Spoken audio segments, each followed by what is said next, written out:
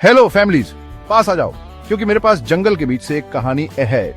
इसका नाम है सच्चाई की जीत, शेरू की कहानी। तो सोचो, गर्मी की दोपहर है, जंगल का राजा शेरू अपनी गुफा में आराम कर रहा है। अचानक एक गंदी अफवाह आग की तरफ फैल जाती है। लोग कह रहे हैं कि शेरू अब राजा बनने के लिए बहुत बूढ़ा हो गया है।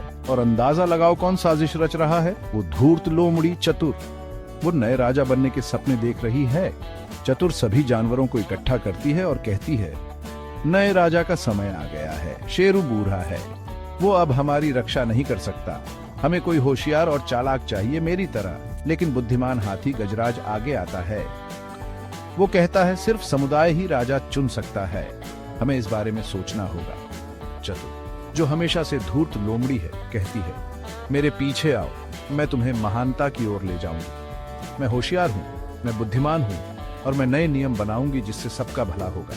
कुछ मासूम जानवर उसकी मीठी बातों में आ जाते हैं, लेकिन तेज दिमाग वाला खरगोश चिंटू नहीं, उसे शक होता है। चिंटू सीधा शेरू की गुफा में जाता है और पूरी कहानी बता देता है। शेरू हंसता है और कहता है, सच ज्यादा देर तक छुप नहीं सकता। यकीन मानो, जब समय आएगा सबको सच्चाई दिखेगी। दिन बीत जाते हैं।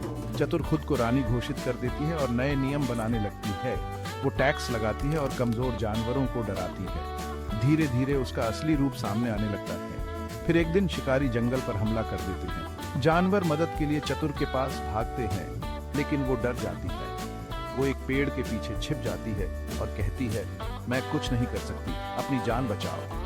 ये देखकर जानवरों को शेरू को छोड़ने की अपनी बहुत बड़ी गलती का एहसास होता है।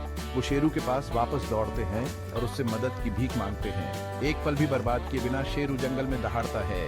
उसकी जोरदार दहाड़ सुनकर शिकारी भाग जाते हैं। सभी जानवर शेरू के सामने झुकते हैं और कहते हैं, हमें माफ कर दो महाराज, हमने एक धोखेबाज पर भरोसा किया, आप ही हमारे असली राजा हैं।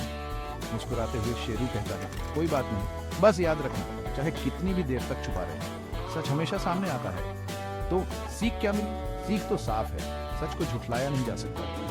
जो दूसरों को धोखा देते हैं, उनका असली चेहरा आखिरकार सबके सामने आ ही जाता है। देखने के लिए शुक्रिया और याद रखना, हमेशा सच पर भरोसा रखो।